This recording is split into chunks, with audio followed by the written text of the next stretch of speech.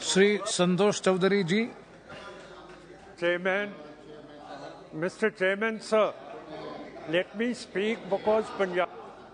No, please. मुद्दे पे When your turn comes, you will be called. Please, है, मुझे please, उस पे बोलने का मौका दिया है और मैं समझता हूं कि आज के दौर में भारत के लिए ये सबसे बड़ी समस्या है जो ड्रग अब्यूज है और ये लगातार डे बाय डे बढ़ता जा रहा है और पिछले 10 साल में narcotic drugs and psychotropic substance and NDPS act 1985 के तहत जो केस रजिस्टर हुए उनकी संख्या दुगनी हुई।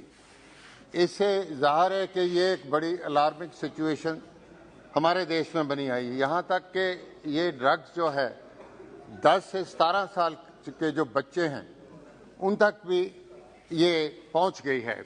मेरे पास डेटाज हैं कि डिफरेंट स्टेट्स में कौन सी जो ड्रग है जो लिखकर है, लेकिन उसके तफसील में मैं जाना नहीं चाहता क्योंकि बहुत सारे मेरे साथियों ने डाटा दिए हैं।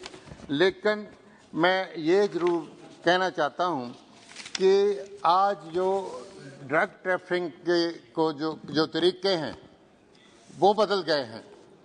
आज ये कोविड का दौर था तो उसमें कोरियर के तहत भी ड्रग सप्लाई घरों में होने लगी और आज जो हमारा बॉर्डर है इंटरनेशनल ड्रग्स जो पहले तो लैंड बॉर्डर से आती थी, लेकिन आज दुख की बात है कि 70% जो स्मगलिंग हो रही है वो समुद्री रास्ते से हो रही है और अडानी के मुद्रा पोर्ट से भारत में बड़ी भारी मात्रा में स्मगलिंग हो रही है। पिछले दिनों में रिकवरी भी हुई है और मैं पंजाब से आता हूँ। कोई संतोष जी आप नाम नहीं लिखना। नहीं पोर्ट नाम हटा दो। पोर्ट से हो रही ये मुद्रा पोर्ट से हो रही ना। ये तो रिकवरी हुई है, ये तो सब जानते हैं। उनके नाम से बीजेपी की उनको क्यों आपको दुख होता है? अच्छा बात और इसी तरह मैं पंजाब से आता हूँ। एक साल में कोई 200-250 ड्रोन एक्सरसाइज हुई है जो पाकिस्तान से पंजाब में हमारे अमृतसर बॉर्डर में आई हैं। उसमें हथियार भी थे और ये भी थे।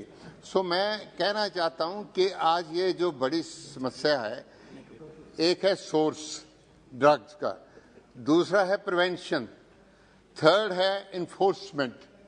तो जब तक जो सोर्स है, जो सप्लाई है, उसको नहीं रोका जाएगा तो प्रिवेंशन और इन्फोर्समेंट जो वो इतना काम नहीं कर सकेगा। ये जो सप्लाई है, सोर्स है, ये भारत सरकार, गवर्नमेंट ऑफ इंडिया का जो होम डिपार्टमेंट है, ये उनकी जिम्मेदारी है कि उनके ऊपर कंट्रोल करें। मैं जिन्होंने इनिशिएट किया, हमारे आदरणीय हरसिमरत जी ने ये डिबेट उन्होंने इनिशिएट की। अच्छा होता कि अगर वो नेशनल इशू है उस पर बोलते, उसका क्या करना चाहिए, कैसे रोकना चाहिए बोलते, लेकिन उन्होंने सारा अपना समय, हमारी जो पुरानी जो गवर्नमेंट थी, कांग्रेस की गवर्नमेंट भी सारा समय उस पर लगाया।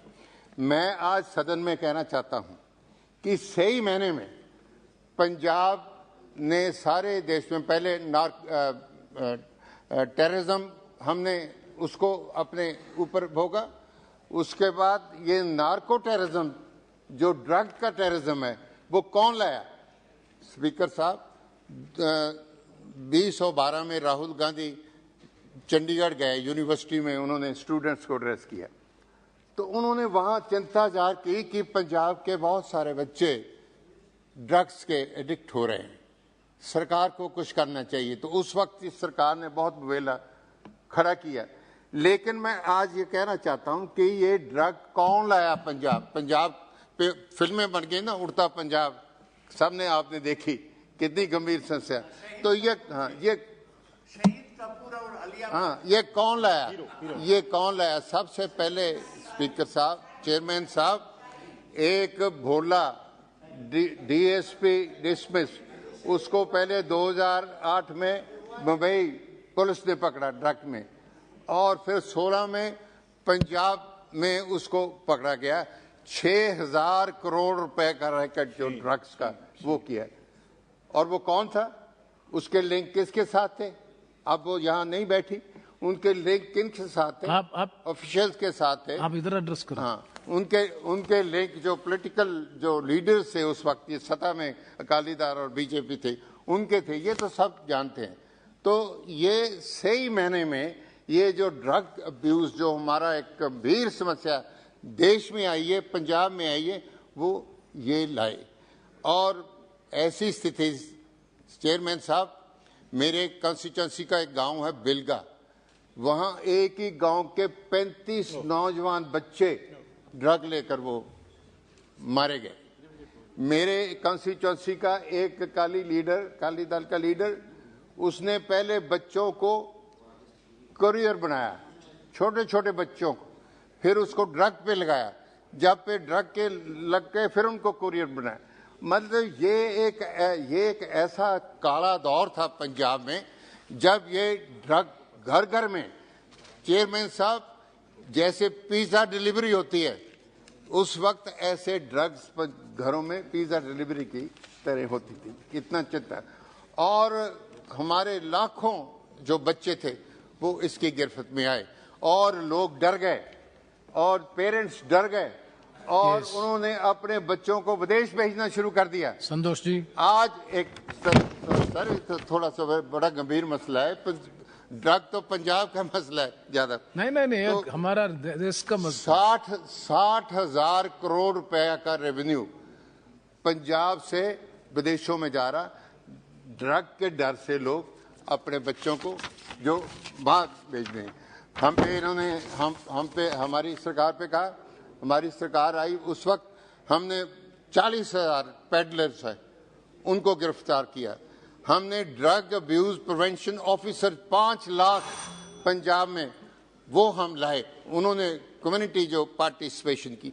सो ये हम चीजें लाकर हमने कंट्रोल किया। लेकिन दुख की बात है कि आज की जो सरकार है, जो आज मौजूदा सरकार है, जो सारे हमारे जो ये प्रोजेक्ट हमने जो मिशन शुरू किए थे वो सारे उन्होंने बंद कर दिए।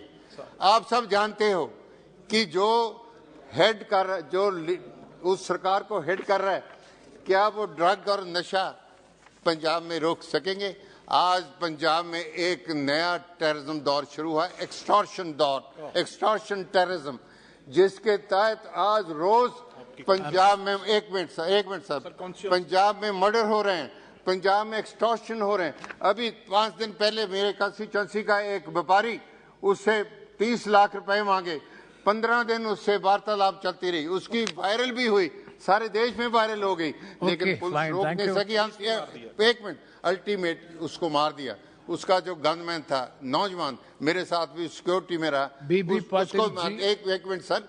और इसी तरह आज पंजाब में जितने जो सेलिब्रिटी जैसे स्पोर्ट्स में हैं जो हो रहे हैं, मेरे हल्के का जो इंटरनेशनल कबड्डी खिलाड़ी संदीप अंबिया नंगल, उसको मारा गया, सिद्धू मूसेवाले को मारा गया, सुधीर सूरी के ऊपर, ये सब लोगों को इसलिए कर, ये ड्रग से इन्वॉल्व है ना, क्योंकि जो मनी तो ड्रग की चल रही है ना।